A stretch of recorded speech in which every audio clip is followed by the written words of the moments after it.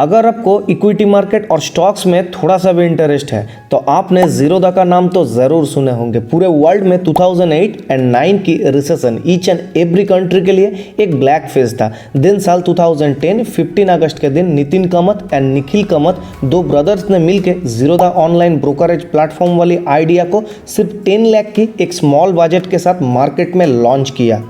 और उस time market में ऑलरेडी दो बड़े बड़े दिग्गज प्लेयर्स मौजूद था, शेर खान एंड ICICI। और इनिशियल लेवल पे दोनों ब्रदर्स को अपना इस एक्शन को लेके एक बहुत बड़ा डाउट था कि वे कैसे इतने बड़े बड़े प्रेजेंट मार्केट लेजेंड्स को बीट करेंगे। बट इनके मन में एंड अपना स्टार्टअप को लेके फुल कॉन्फिडेंस था। हमारे इंडिया में ज़ीरोधा अभी largest and finest stock broker में से एक है। इनका फ्रॉम बिगिनिंग मेन एम ही है हर इन्वेस्टर की अपना इन्वेस्टमेंट को बैरियर फ्री करना। इसीलिए इन्होंने अपना स्टार्टअप ऑनलाइन प्लेटफॉर्म का नाम जीरो बांधा यानी कि ज़ीरोधा रखा। और ज़ीरोधा कंपनी का हेडक्वार्टर बेंगलुरु कर्नाटक में एस्टेब्लिश्ड है। इनके को फाउंडर मिस्टर नितिन कामत अपना ज़ीरोधा प्लेटफॉर्म को ओपन करने से पहले वे एक night shift customer service centre में काम करता था एंड दिन में ट्रेडिंग और 10 इयर्स की नाइट सर्विसेज में हार्ड स्ट्रगल करने के बाद इन्होंने अपना खुद का एक ब्रोकरेज फर्म ओपन करने का सोचा, क्योंकि इन्होंने उस टाइम मार्केट में दो चीज़ों की बहुत बड़ा गैप को फाइंड आउट किया। Number 1 digitalization and user friendly platform की एक हाईली रिक्वायरमेंट था एंड दूसरा हमारे मैक्सिमम इंडियन यंगस्टर स्टॉक्स में ट्रेडिंग करने की इंटरेस्ट होने के बावजूद सिर्फ हायर चार्जेस की वजह से they are hesitated to trading. और इन्होंने इसी गैप पर कंटिन्यूअसली काम करता रहा।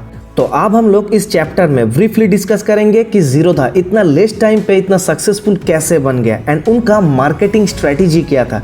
तो मैं आपको ऑलरेडी कह चुका हूँ कि ज़ीरोधा को मार्केट में लॉन्च कराने का सबसे बड़ा रीज़न ही था low cost charges and better technology service provide करना। हमारे इंडिया के मैक्सिमम यूथ इससे दूर रहता था सिर्फ huge brokerage charges and old same technologies की वजह से। और कामत ब्रदर्स ये अच्छे से जानते थे कि अब ये सब कुछ चेंज करने का टाइम आ चुका है। और इतना ही नहीं, वे जानता था कि यूथ कंज्यूमर को अट्रैक्ट करने के लिए कुछ out of the box thinking अपने कंज्यूमर को ऑफर करना ही होगा। और कामत ब्रदर्स ने सेम फ्रॉग डिओड्रेंट की तरह वर्ड ऑफ माउथ स्ट्रेटेजी को अपना मार्केटिंग पे यूज किया। इसीलिए इन्होंने एडवर्टाइजमेंट पे ज़्यादा खर्च करने की जगह पे अपना ब्रांड क्रेडिबिलिटी बिल्डिंग करने में ज़्यादा फोकस रखा। और इसके बाद इन्होंने अपना कंज्यूमर को ट्रेडिंग के बारे में एडुकेट करना चालू किया। नेक्स्ट अब हम लोग ज़ीरोधा की उस मार्केटिंग की स्ट्रेटेजीज के बारे में डिस्कस करेंगे जिसकी वजह से ज़ीरोधा आज नंबर 1 इंडियन स्टॉक प्लेटफॉर्म है। तो number 1 standard proposition. Zerodha company का अपना बिजनेस में सबसे पहला जो मास्टर स्ट्रोक फैक्टर था वो था इनके बिजनेस में अपना कस्टमर को हर चीज़ क्रिस्टल क्लियर प्रोसेस से अपना सर्विसेज प्रोवाइड करते आ रहा है। क्योंकि उस टाइम के लिए ये चीज़ें हर प्लेटफॉर्म में थोड़ा अनक्लियर था और लोग इसीलिए हर ब्रोकरेज प्लेटफॉर्म को बिलीव नहीं करता था क्योंकि इसमें उनका कैपिटल मनी इन्वॉल्व रहता था। इसीलिए इन्होंने फ्रॉम बिगिनिंग अपना कंज्यूमर के लिए सब कुछ like rational and transparent pricing रखना चालू कर दिया। इसके बाद ज़ीरोधा जीरो कमिटमेंट के साथ अपना स्टैंडर्ड प्रोपोजिशन रखा और ये स्ट्रेटेजी कंपनी के लिए एक बहुत अच्छा साबित हुआ। और आप लिटरली कंपनी के क्वेश्चन सेक्शन की तरफ अगर नजर डालते हैं तो आपको अक्सर उनका direct response and clear positive answer he most of the time देखने को मिलेगा।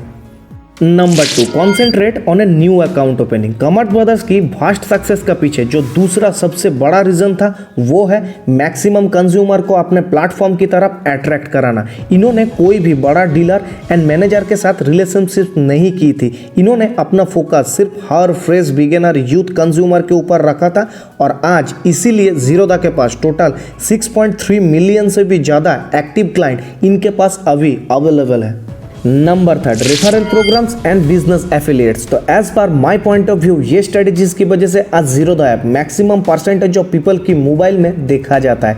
इन्होंने एडवर्टाइजमेंट में इन्वेस्ट करने की वजह वे स्मार्टली अपने प्लेटफॉर्म को रेफरल देने के बदले में एक कमीशन देने का स्ट्रेटेजी अपनाया। ऐसे बहुत सारे ब्लॉगर्स एंड यूट्यूबर्स अपने प्लेटफॉर्म पर through affiliate marketing Zerodha services को कंटिन्यूअसली प्रमोट करने लगा और उनके बदले में एडवर्टाइजर को एक फिक्स्ड परसेंटेज ऑफ कमीशन मिलने लगा। मतलब यहाँ पे इन्होंने क्लेवरली विन विन डील को क्रिएट करना चालू किया और इससे ज़ीरोधा को इस हार्ड कंपटीशन मार्केट में लीड मिलना शुरू हुआ, वो भी बिना किसी इन्वेस्टमेंट के।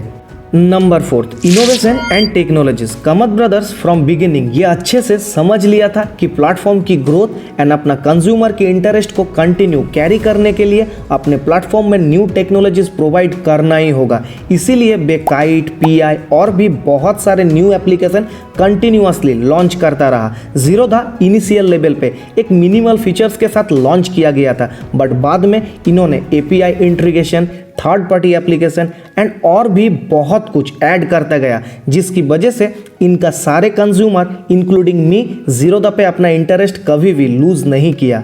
Number 5, online engagement and digital marketing. आज की हर बिजनेस में उनके owner online presence and engagement की इंपॉर्टेंस को अच्छे से जानते हैं। इसीलिए इन्होंने लगातार अपने ब्लॉग्स के थ्रू अपने हर कंज्यूमर के लिए स्टॉक मार्केट की इन्वेस्टमेंट एंड ट्रेडिंग की हर न्यूज़ के बारे में एडुकेट करता रहता है। तो लास्टली वीडियो के एंडिंग में एक सवाल आ ही जाता है कि आखिर क्यों जीरो दा ने फ्रॉम बिगिनिंग एडवर्टाइजमेंट में ज़्यादा बिलीव नहीं रखा। तो काफ़ी सारे इसके रिलेटेड आर्टिकल पढ़ने के बाद सबसे बड़ा रीज़न जो मुझे लगा वो है आज की डेट पर maximum percentage of people stock market में इमोशनली बाइंग करता है, क्योंकि डे बाय डे इनमें ग्रीडी फीलिंग्स इतना ज़्यादा हाई लेवल पे चला जाता है कि इनको लगता है कि इनका इन्वेस्टमेंट रातों रात डबल ट्रिपल हो जाएगा। और एक सिंपल चीज़ ये भूल जाते हैं कि ये स्टॉक मार्केट है, कोई मनी प्रिंटिंग मशीन नहीं। और इसी वजह से मैक्सिमम लोग मार्केट में बैडली ट्रैप भी हो जाते हैं। और जीरो दा के कामत ब्रदर्स पर्टिकुलर ये चीज़ें पहले से ही अच्छे से नोटिस कर लिया था। इसीलिए जीरो दा मार्केट में प्रेजेंट दूसरे स्टॉक बुकर की तरह स्टॉक रिकमेंडेशन की जगह पे अपना कंज्यूमर को एडुकेट करने पे ज़्यादा फोकस रखा, ताकि उनका सारा कंज्यूमर मार्केट को इन डेप्थ समझकर उससे मैक्सिमम प्रॉफिट जनरेट कर सके एंड जीरो दा को भी एक कंटिन्यूअसली स्मॉल परसेंटेज मिल सके। इसीलिए इन्होंने अपना सारा फोकस एडवर्टाइजमेंट से हटाकर अपना कंज्यूमर पे इन्वेस्ट करना ज़्यादा प्रेफर किया। तो फाइनली हर वीक की तरह अब हम लोग कंक्लूजन की तरफ आगे बढ़ते हैं। तो अभी जीरो दा 6.3 million active client and $2 billion की वैल्यूएशन के साथ इंडिया का नंबर 1 ट्रस्टली एक ऑनलाइन स्टॉक ब्रोकर प्लेटफॉर्म है। जीरो दा एक promising and young users based platform है। इनका सक्सेस के पीछे जो सबसे बड़ा सीक्रेट्स है वो है crystal clear transaction process and win win business strategies.